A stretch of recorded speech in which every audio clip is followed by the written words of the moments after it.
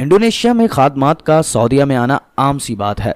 Saudi घरानों में हज़ारों की तादाद में इंडोनेशियाई खादमात काम करती हैं। एक सऊदी घराने ने खादमात मुहैया करने वाले रिक्रूटिंग एजेंट की मार्फत खादमा बुलवाई। खादमा ने काम करना शुरू कर दिया। घर की मालकन ने चंद दिन के बाद गौर किया, खादमा चुपचाप और उदास सी रहती। इसने महसूस किया कि छुप छुप कर रोती भी रहती है। सऊदी अरब में अभी एक हफ्ता 10 दिन ही गुजरे थे। किसी ने उसे कुछ कहा भी नहीं, फिर ये क्यों रोती है।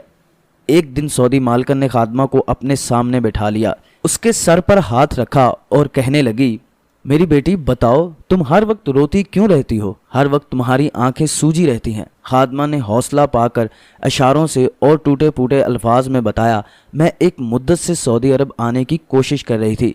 एजेंट को नकद रकम और पासपोर्ट जमा करवा रखा था। इसी दौरान मेरी शादी हो गई। वक्त गुजरता चला गया।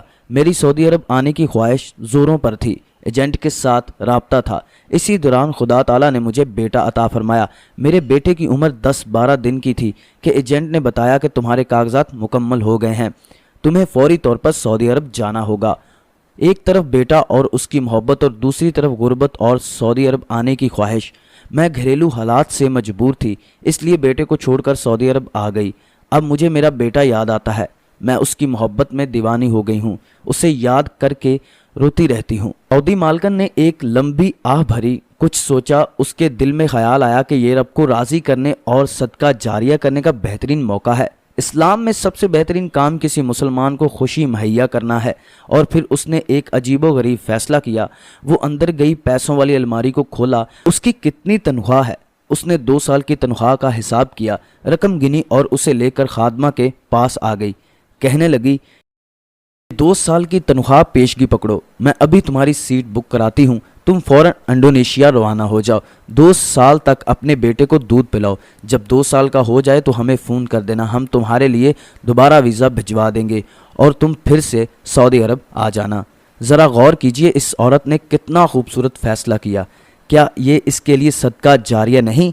इस किस्म के फैसले इंसान को इंसानियत के बुलंद मुकाम पर फाइज कर देते हैं। हक़ तआला के नज़दीक इसके मर्तबा को बहुत बढ़ा देते हैं। फिर दिलचस्प बात यह कि यह खादमा सिर्फ उस खतून के लिए बुलाई गई थी जो खून के कैंसर में मुब्तला थी, ताकि उसकी खिदमत कर सके। यह खतून ने उसे वापस भेजने का इरादा किया तो बेटे ने कहा, अम्मी जान, आप बीमार हैं, आपके लिए तो इसे बुलाया था, आप इसको वापस भेजती हैं? खातून ने कहा, मैं गुजारा कर सकती हूँ। फिर हस्पताल में उसका मुआयना होता रहता। जब अगली बार हस्पताल गई तो उसके टेस्ट रिपोर्ट नेगेटिव आई। उसकी मोहलत बीमारी का नामो निशान मिट चुका था। डॉक्टर सारे हैरान थे। इस स्टेज पर पहुँचने के बाद ये टेस्ट नेगेटिव कैसा आया?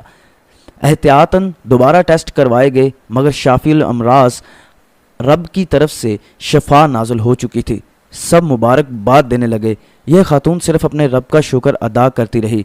बेशक सदका जारिया से हर बला टलती है।